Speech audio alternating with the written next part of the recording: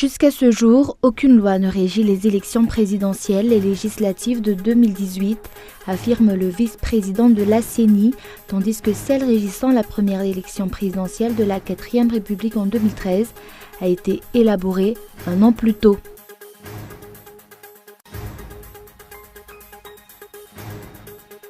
Selon un expert en matière de relations internationales, la prise de décision pour l'accueil des réfugiés sur le territoire malgache devrait faire l'objet d'une consultation publique par le biais d'un référendum.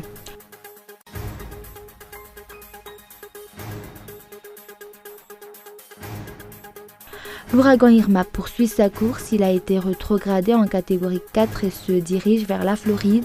L'État américain devrait être frappé lundi et dans les zones déjà traversées par Irma, les dégâts sont immenses, au moins 9 morts et 7 disparus dans les îles françaises.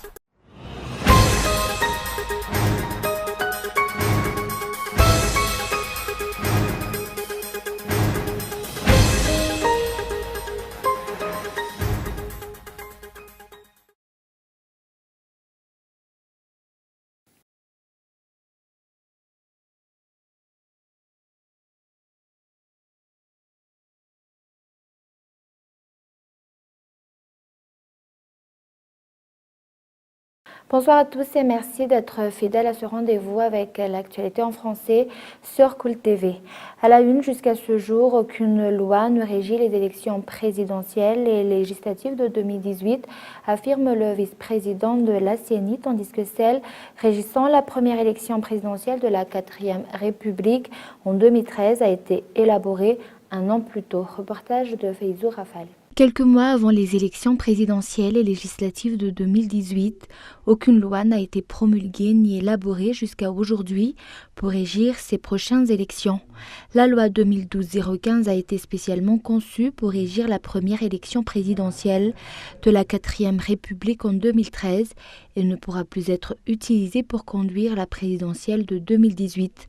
Malgré son retard par rapport à l'élection présidentielle de 2013, cette loi devrait être discutée et adoptée le plus tôt possible. Actuellement, on peut dire qu'il y a un vide juridique à Madagascar. La loi organique numéro 2012-015 du 1er août 2012 a été élaborée spécifiquement pour l'élection du premier président de la 4e République. Donc, cette loi organique ne peut pas être utilisée pour les élections présidentielles de 2018. De même pour les élections législatives. Donc, il faut, et c'est très urgent, il faut donc élaborer des nouvelles lois pour les élections de 2018. La loi régissant l'élection du futur président de la République de 2018 devra être promulguée avant toute autre loi en relation aux élections. Elle devrait donc passer au niveau de l'Assemblée nationale et du Sénat, soit dans la prochaine session parlementaire en octobre, soit dans une session extraordinaire. Certains politiciens optent pour un accord politique sur ce sujet. Suivez après ce journal l'émission Ankitspu qui parlera un peu plus sur l'élection présidentielle de 2018 ainsi que les préparations. Et selon un expert en matière de relations internationales, la prise de décision pour l'accueil des réfugiés sur le territoire malgache devrait faire l'objet d'une consultation publique par le biais d'un référendum. Les décideurs doivent cependant redoubler de vigilance. Reportage de Muramanch. L'appel à manifestation d'intérêt de la part du HCR, au Haut-Commissaire des Nations Unies pour les réfugiés à l'attention de Madagascar, est actuellement sujet à discussion. Cet appel est dans le cadre du soutien des réfugiés et des demandeurs d'asile à Madagascar. En effet, ce projet est financé par l'HCR selon leur publication. Des avantages pécuniaires et en nature seront ainsi attribués aux pays qui accepteront d'accueillir ces réfugiés syriens. Selon un expert en matière de relations internationales, les décideurs doivent consulter la population avant toute forme de prise de décision. Madagascar est un pays souverain, donc Madagascar peut ou ne peut pas accepter cette manifestation, cet intérêt évoqué par le Haut Commissariat. Mais le problème à Madagascar, c'est qu'il faut, avant d'accepter tout ça, d'accueillir les réfugiés, il faut qu'il y ait un référendum. Demander l'avis du peuple. Et s'il y a un problème pour le référendum, il faut que cette décision soit débattue d'abord au Parlement, avec les députés, avec les sénateurs, avant d'accueillir ces réfugiés. Et les sénateurs et les députés doivent également demander l'avis de leurs électeurs pour savoir tout simplement que les Malgaches sont prêts à accueillir ces réfugiés. La vision des actuels dirigeants doit être sur le long terme quand il s'agit d'accueillir des réfugiés victimes de guerre sur le territoire malgache.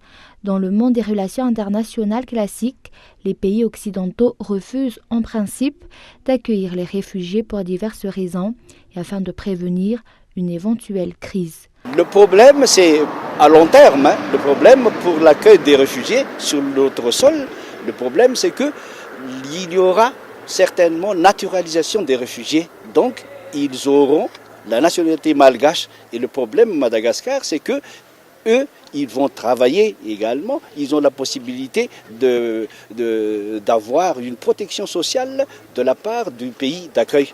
Et ce sera un grand problème pour Madagascar. Selon la lettre d'appel à manifestation d'intérêt du HCR, le pays d'accueil des réfugiés de guerre va bénéficier d'un financement considérable de la part du HCR. Pourtant, ces avantages ne profiteront pas à toute la population du pays d'accueil. La plupart des demandeurs d'asile choisissent Madagascar pour des raisons de sécurité.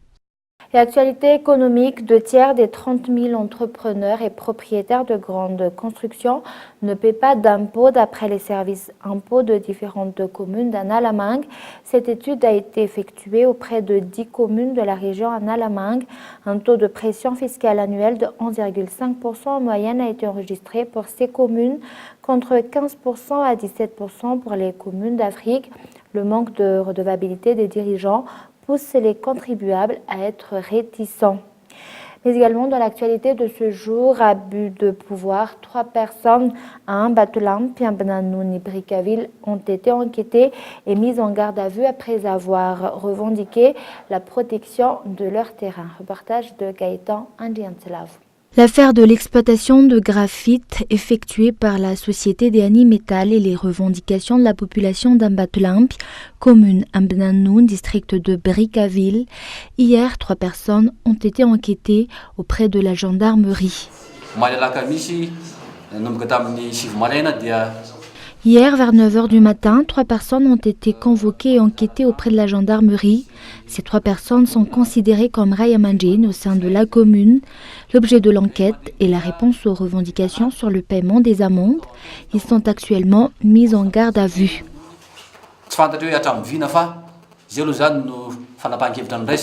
Selon les explications, le chef Fouktan et le maire ne prennent pas la position de la population, mais celle de la société. Le président du Fouktan, en général, devrait aider la population, mais ici, c'est le cas contraire. Il prend la position de la société qui exploite illicitement nos terres. Nous lançons vraiment un appel à ce que l'État prenne en compte cette affaire.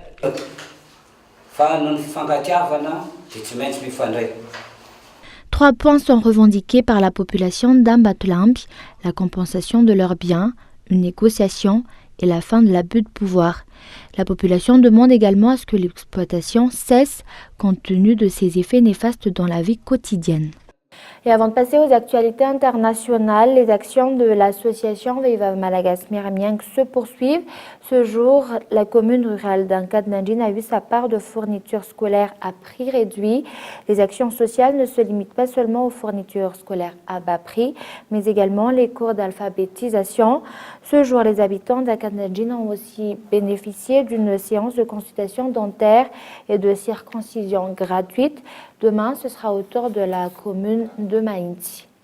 Et place aux actualités internationales, l'ouragan Irma poursuit sa course. Il a été rétrogradé en catégorie 4 et se dirige vers la Floride. Reportage de France 24. Profiter jusqu'à la dernière minute, quitte à défier l'ordre d'évacuation. C'est la logique des récalcitrants qui ne semblent pas avoir l'intention de quitter Miami Beach. On a de l'eau, on a de la nourriture, on a un super soleil maintenant. Peut-être que la chance va nous sourire. Donc on reste calme, on vit normalement. Et s'il arrive quelque chose, on sera ici pour apporter de l'aide. Aux côtés des locaux, il y a des touristes qui, eux aussi, relativisent et font bonne figure. Ah, c'est pour samedi ou dimanche, donc on a encore un peu de temps. Et quand vous n'avez pas peur qu'il y ait une petite accélération d'Irma et qu'elle débarque un peu plus tôt que prévu? Ah, on n'y pense pas trop là. Celles et ceux qui restent sont clairement en minorité. Les rues habituellement bondées sont quasi vides. Les alertes ouragans tournent en boucle. Le Café Boulevard a connu des jours meilleurs. Ça fait 2 ans que je travaille ici. L'année dernière, on a eu l'ouragan Matthew, mais les rues n'étaient pas comme ça. C'est la première fois de toute l'histoire que c'est aussi vide. Dans le centre-ville, la plupart des commerçants ont déjà fermé après avoir posé des planches. À Miami, c'est presque un rituel à chaque ouragan. J'installe le contreplaqué pour empêcher les débris volants de casser mes vitres. Je protège le magasin, c'est tout. Vous pensez que ce sera l'un des pires que vous ayez connus? Ça sera probablement l'un des pires, on est très préoccupés. Face à l'urgence, certains se retrouvent démunis et ont recours à des moyens qui peuvent paraître dérisoires. Je vais couvrir les vitres à cause de l'ouragan. Mais avec du carton? Oui, car je n'ai pas trouvé de bois.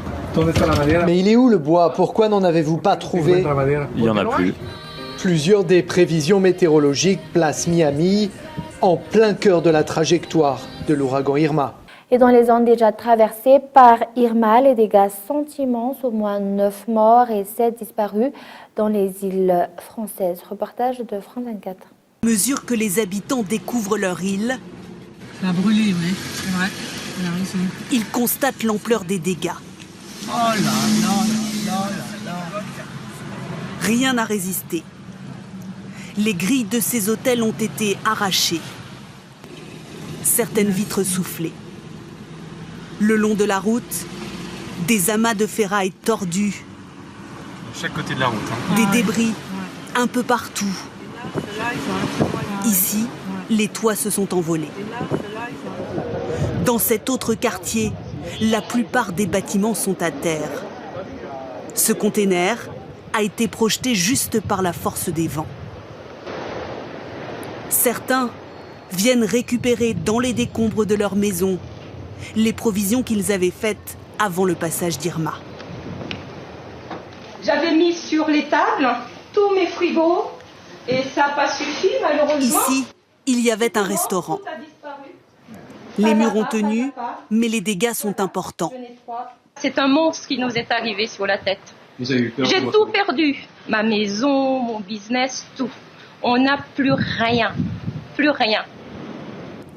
Au milieu des décombres, les habitants sont prostrés.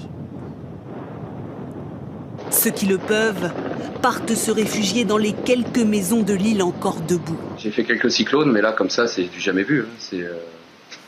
Regardez, il n'y a plus rien. Voilà.